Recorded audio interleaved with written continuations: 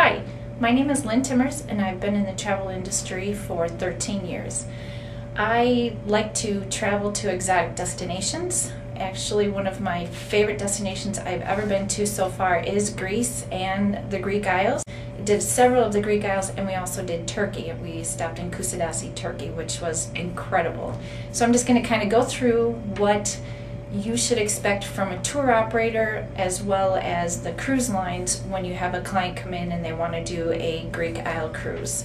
There is so many companies out there that will do just say a cruise out of Italy and hit on a couple of the Greek islands or even Athens, and there's so much to see. I truly feel if they want to get the real feel of Athens and some of the Greek islands, they really need to fly into Athens and just do a 4-day cruise of the Greek Isles.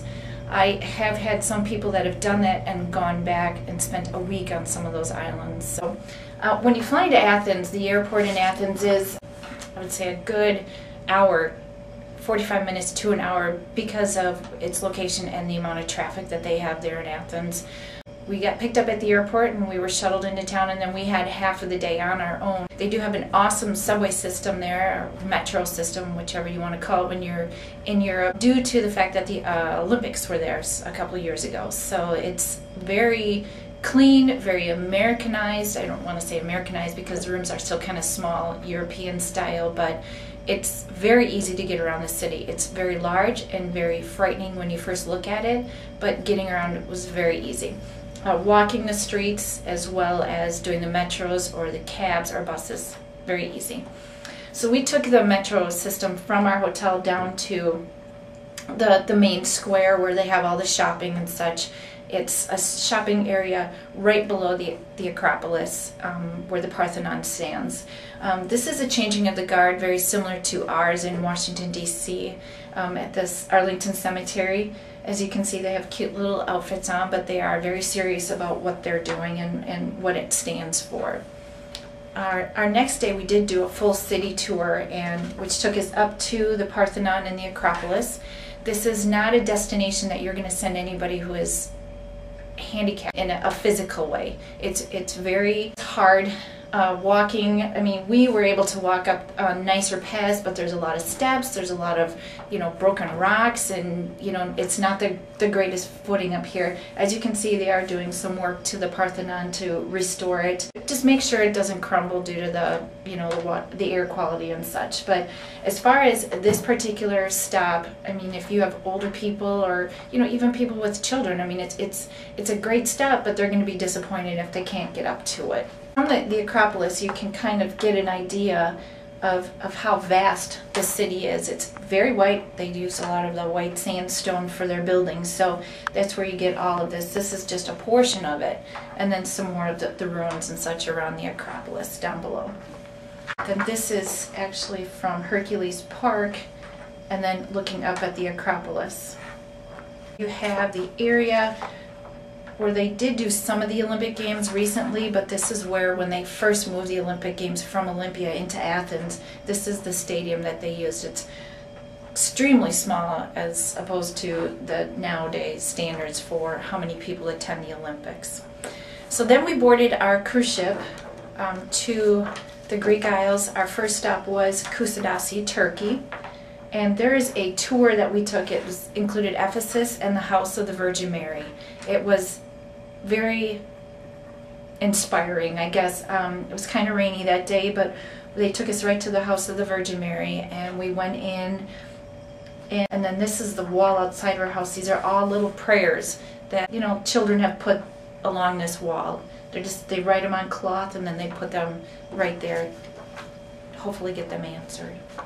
In the Ephesus, you have one of the 7 wonders of the world. I guess to explain this, it's huge. It's this huge city, and then you have this particular ruin in the Colosseums. You have the homes and you just feel like you're back. You should be wearing your white robe and everything else, walking the steps of St. Paul. One of our stops was also a Greek isle called Patmos. This is our little cruise ship down in the bay there.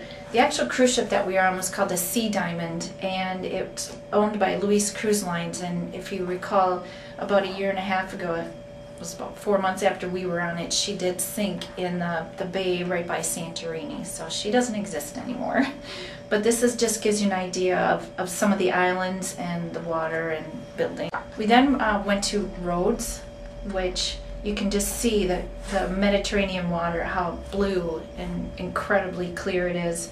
This was actually very cloudy back here, and we had sunshine where we were, but just to give you an idea of the different colors, it's just beautiful. This is where shopping, they always, everybody wants to sell something, so just a little shopping area. The things to buy when you're over there would be jewelry, of course. I mean, it's just like any other Caribbean cruise stop. They have their jewelry stores and such, but they also have linens, pottery, and wine. This is the island of Crete, and this is all wineries up in the mountains. It's absolutely beautiful, and they do make some pretty good wine. Okay, we're moving on to Santorini, and this is the bay here. And in order to get up top here to the town, you can see this little zigzag here. That's how you get up to it, or there is something similar. It's called a vehicular, but it looks very much like a gondola. But we opted to take the road. You can either walk it or ride it. We obviously chose the riding because it was much more fun and absolutely hysterical. So, and it can be a little scary. This picture here gives you an idea of how steep it is. You have the water down here, and as you have to zigzag back and forth, so you never know what those donkeys are going to do. This is a shot from actually on the back of one of the donkeys of our cruise ship, which doesn't exist anymore. So, and then you have your white buildings. I mean, anytime you see pictures of white buildings, you can pretty much know that they're taken somewhere in Greece, either on the islands or on the mainland itself. And of course, our jewelry purchase. It was our actually last night on the cruise, so we had to get rid of all that extra money. And as far as money is concerned there, they would give us a price if we had US dollars, if we had euros, or if we had a credit card. So if you have the cash along, I mean, it's a much better price. When we got back to the mainland, we went to Delphi, which is up in the mountains. Absolutely beautiful. You can see some of the ruins here. It's just, you go from the islands and then you go back to the mainland, and you have mountains that actually had snow on them, and it was just beautiful. And here's another picture of that. Just to sum it up, the Greek islands are becoming much more popular for the history and the knowledge that people will gain from this. So, thank you.